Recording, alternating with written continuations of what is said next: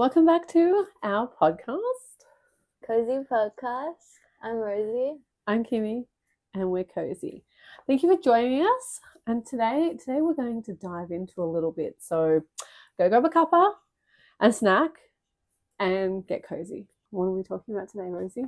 We're talking about mental health, friendships, and the season of change.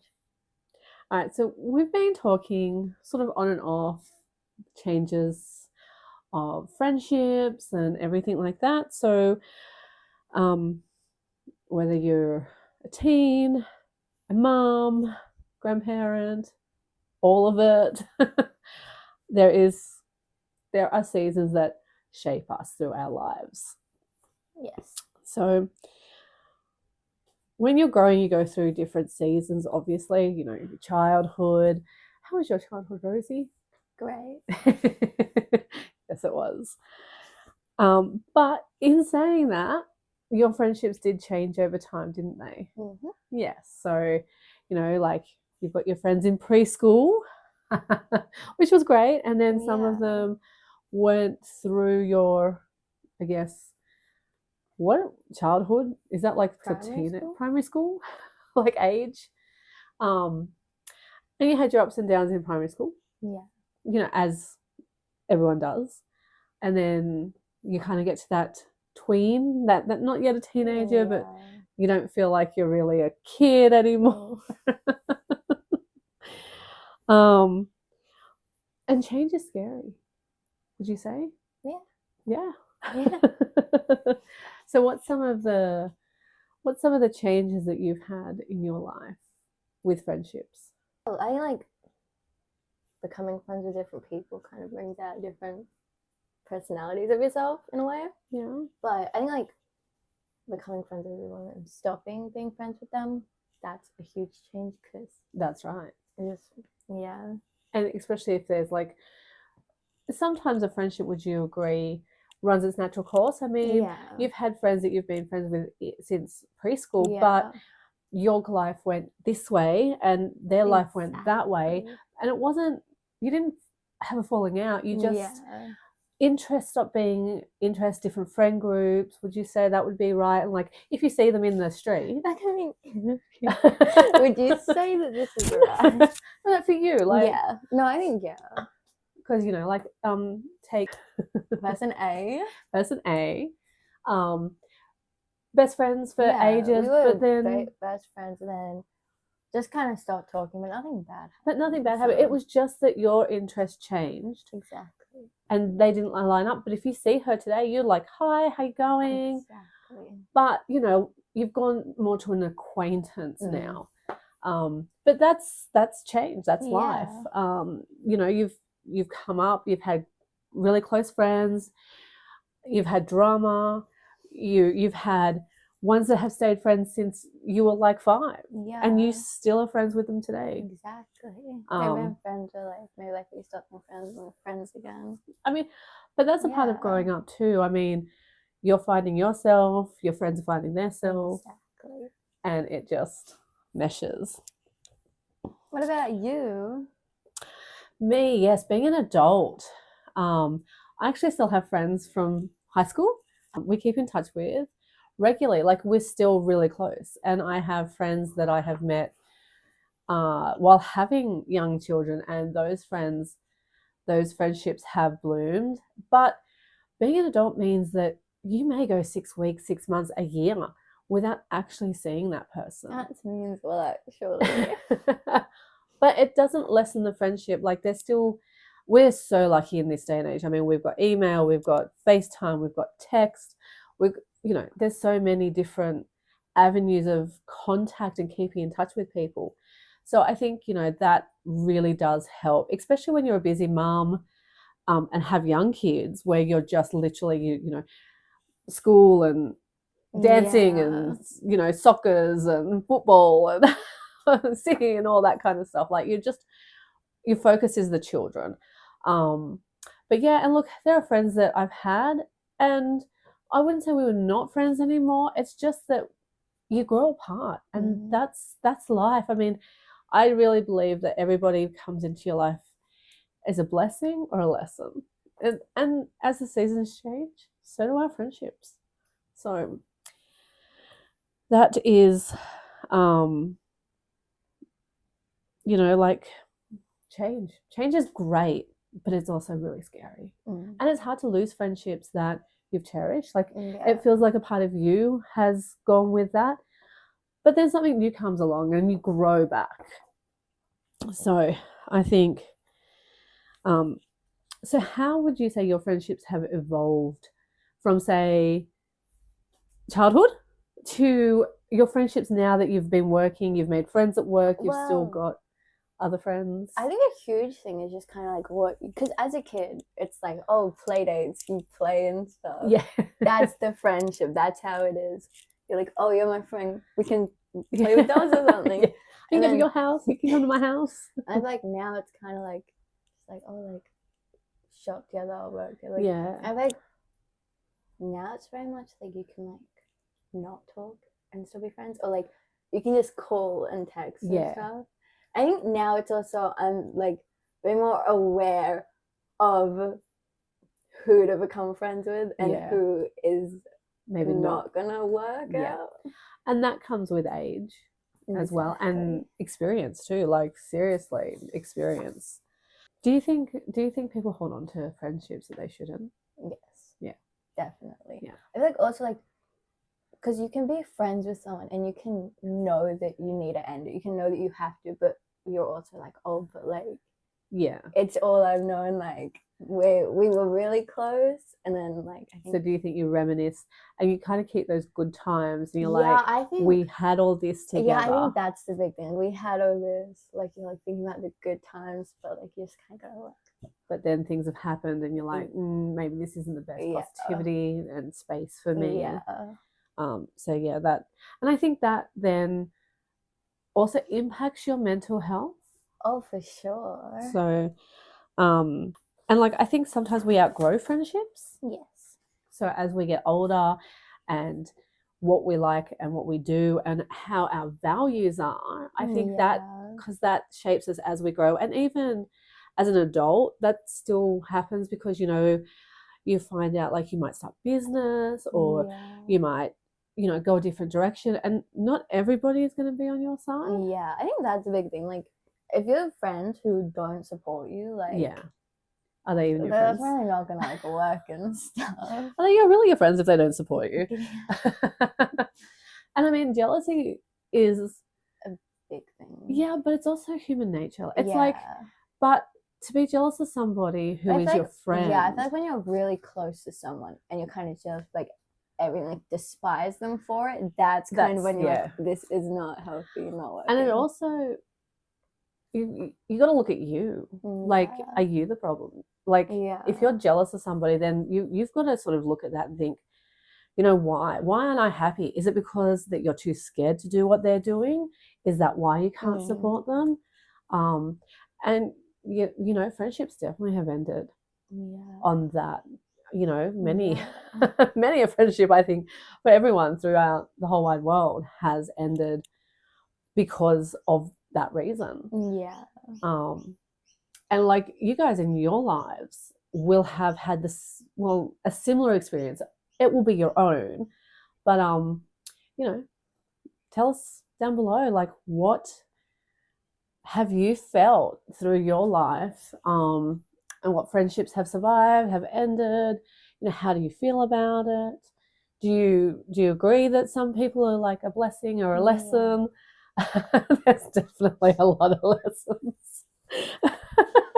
sometimes. So if you were to have a friendship like today, like as in if you met, but if you were to meet someone new and to start a friendship, what would that look like to you? Like, what would you need that person to actually be? Just like a good person, like good, so good morals, like good values. Like if you're someone who like judges someone for every single thing, we're not being friends. We're not. But I think my own thing is just like, if you're a good person, and if you're like treat somebody else with respect, like how you want to be treated. So yeah, and that's true. And I guess if I was to do the same, if I was to start, I don't really do good at small talk. I'm not like, hi, how's the weather? You know, that's an acquaintance thing to me. I mean, if you're my friend, I want to know everything. I feel like if we're friends, like there's not like too much information, and like just like long conversations are great. But deep conversations. Like I have a girlfriend. She's very dear to me, and nothing is off limits. There is no judgment. It does not matter what we talk about or how long it's been. Like, I just love her for her. Like, she's just awesome. But I could go and tell her the most craziest thing, like craziest thing, and there would be no judgment. There would be only love. And if I wanted her opinion, which she would totally definitely give me. But I love that. That's I like also friendships need like like honesty, because I hate if I'm lied to or something. But then also like, know that I won't call you a lot. Like I'll call certain people, and if you get called like every day, I think you're very special. But I don't do the whole calling it like a lot. I like texting. Voice messages. Yes. And then I guess you're looking for like-minded people too to have friendships with. I mean, you've got to have something. One thing, sort of that bridging thing. And they need to understand you, like, because you're busy and you have things. Like, that's the thing. Like, a lot of people, like, if you're in a friendship and stuff, sometimes they want to think like, oh, like they're busy as well. So, like, chill. Like, I have a life too. And that's also like when you become a mother and then you guys grow up, but it doesn't mean life gets less busy. It just it's still the same busy. It's just a different busy. I guess, you know, like if I don't speak to you for like a week or two, it doesn't mean I don't love you. It just means that I was busy, and you know, but always, like, we always check in. So I think you have to have people that don't want to live in your pocket. And once you get that, friendships are so, you know, I've always told my kids that it is quality over quantity. Like, you can have a million friends, but you're only going to have a small group, those few people that really get you, that are going to be your close friends. I mean, you can still have friends and, you know, like do different things with, but the quality of people that are your friends are, that's the key. That's the sweet spot of, you know, you might only have 3, maybe 4, or like maybe 2 close friends that you can be yourself with, talk about everything and anything, and there's just love. That is better than having 10 friends that are superficial. Exactly. So, you know, like, in saying that, so then we will just go into a little bit of deeper dive, and we will talk about mental health and being kind to yourself, which is like where friendship also comes into it. So, you know, you need to look after sort of your heart, your head, and your space. So for you, what does mental health look like? It is a hard question. Do I want to go first? Yeah, you can. So mental health, like, you know, is your state of mind. Are you living in anxiety? Are you like, you can't leave the house because of some reason? Is it OCD? Is it depression? Which is all types of depression as well. Have you just had a baby? So you're like, I can't do this. Mental health is just so many issues, but good mental health, you know, like feeling happy and feeling all the joy, and just being able to go about daily tasks without worrying about something else, like your brain's making something up. So I know that you obviously struggle with mental health, and I have as well. So, you know, what's your comfort go-to when you sort of like come into that lower zone? I think my comfort thing is like a couple. Yeah, but I'll watch something. Oh, if it's like bad, but like okay, like I'll like talk to one of my friends just like to get conversation going and to get like that. Or I don't know, I would like, let's listen to sad music. And hang out with me. Exactly. So yeah, because that is the thing, like when you are like anxious or you're feeling sort of like not as happy, like comfort is one of the things that, you know, rewatching a show that you absolutely love, or as you said, calling your friends, you know. So that's, once again, see, friendship is really important. Yeah, I feel like mental health definitely affects friendships a lot. Yes. But I think also like with that, like I've been in friendships where it's like an excuse for them. Yes, that's like right. That you like is obviously a big thing, but also not an excuse for treating someone terribly. That's right. I mean, you can't blame treating someone horrible on your mental health. I mean, that is still on you, and that is still your choice on how to do that. Yeah.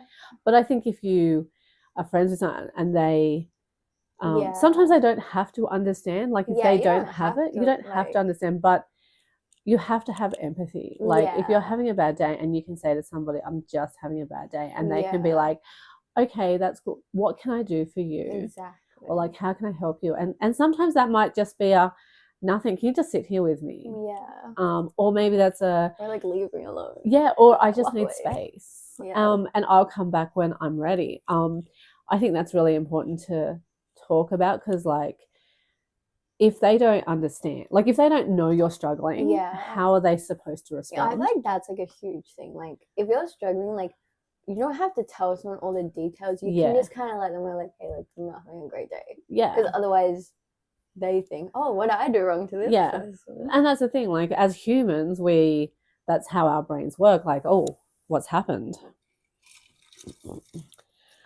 I would say we discuss mental health pretty well together, don't we? Yeah. And I think that's important that you do discuss it, like especially if you've got kids and they might be struggling. Like as a parent, we want to fix that, but sometimes you can't fix it, but you can be there and be like a sounding board, being a safe space. Like that was really important for you and like your older brother. Because I feel like with mental health, like sometimes you don't like wanting to fix it is great, like wanting to be there and do stuff and things, but also trying to fix it can just make it a whole lot worse if you're just like, oh, I'll find a way to fix it and stuff. Someone's like, I don't want you to fix it. Like, yeah, but you can work through it. Exactly. Ask questions and be open and be judge free. Like like judgment is like something that everyone struggles with. One thing that you've learned about being kind to yourself helps with, although you're not that kind to yourself some days. It helps with the way you feel about yourself sometimes. Exactly. It helps with the way you feel about yourself sometimes. Yeah. If you're kind to yourself, you can have like a good day. You can. And it's really important to be kind to yourself. Yeah. We are so quick to judge ourselves, and we are so our harshest critic. Like, it was funny, there's a study that was done, and I think we spoke about this in another podcast, probably the Dream Out Loud one, where women judge themselves so much harsher than other women judge them. Yeah. Like, so while we're over here judging all our worst flaws, like we're beating ourselves up, someone else is looking at us and thinking, wow, like I want to be her. Like, how does she have this? Like, she's so inspiring. And yet we're in the corner beating ourselves up because we think we're not good enough. Yet we have somebody else looking at us thinking, that I want to be her. So you should be kind to yourself. Say something nice to yourself every day. That's the key. And it's really hard because you actually have to believe it. But it's like anything else. Do you do that? I do. Good. I do. I tell myself that I am awesome every day. But one day I'm going to actually totally 100% believe it. So, and I guess, you know, there's all ways of being kind of, you might journal and put your feelings on paper. You might, you know, record something. Maybe it's going and hitting a punching bag, like, you know, to get all that maybe it's venting to your best friend. But those things are important too, like to be aware, I think, of how we are and the space we take, and how it can ripple out and affect others that are close to us too. Because have you ever like gone out and been like, I just everything's horrible, and like everything's horrible, and you're like really negative, and what does that do? What does that do to the people around you? Yeah. Oh, am I answering Yeah, that? I just like zoned out for a sec. I don't know what we're talking about. That makes that ruins my vibe. That affects them. That can like make the whole vibe, the whole mood just like down. So they're then down. Yeah. And then you're all down. And then you're thinking, oh, this is my fault. And then you're like, oh gosh, like I did this. And then like that's a spiral. So yeah, so no, I think knowing that and then being able to sort of go, all right, I've got to pull myself together, which is really hard because when you're feeling negative, it's really hard to flip that switch. Yeah. But try looking at it from a different angle. Try looking at it from something positive. Even if it's a bad experience, it's still teaching you something. Yeah. And I think that the worst thing we do is put stories to things and make them bigger than what they actually are. So, but mental health is something that I think a lot of people struggle with. Yeah. I think like if you're struggling, like reach out to anyone. Like don't go through it alone, because you feel isolated, but there are a lot of people out there. Feel free to message us. We'll happily talk to you. Every season of change brings you closer to something, like acknowledgement, experience. Everything has a reason. Like you meet people for reasons, and it may not be for a lifetime. It may only be for a season of your life that they're in there. And mental health is something that, you know, we all live with, or we all know somebody who has mental health. And it is such a stigma still, I think, to acknowledge it. I think it's becoming a better environment, but you know, especially in workplaces, and it's hard when you have kids and you're having a bad day and you don't want a parent because you can't just put them on the shelf, leave them there and come back when you feel better. It doesn't work that way. But I must admit, like, I had postnatal depression and it was really severe, but you guys bring me joy. So even when I'm sad, one of my kids will do something and I will smile, and just makes me feel better. Yeah. So, you know, but take care of yourselves and take care of your personal space. And if there are friendships out there that don't serve you positively and don't bring you joy, then I think you really need to examine those, and maybe it is time to have that change and make those breaks. And even if it is hard, you will actually become like more like a better person, a freer person. And it's hard to make friendships at our age, my age, but your age. I feel like it's kind of hard because a lot of friendships can be very like fake. Yeah, there's a lot of fake people out there, which is then it makes it hard though to then think that they want to be friends because you spend all this time building that friendship. I did read somewhere on the internet that for friendships to last, you have to have like 130 hours together, all like everyday sort of thing, talking and building that friendship. And that's why a lot of friendships sort of fade away, because we don't give them enough time. You know what a really hard thing about friendship is too? What? When they live across the world from you. Yes, when they live in different countries. Yeah, that's really hard because you can't just like jump and go to their house. I'll be like, I'll just drive over. I'll just catch a bus. Let me catch a plane and a train and a bus, and I'll be there in a week. Let me get a passport.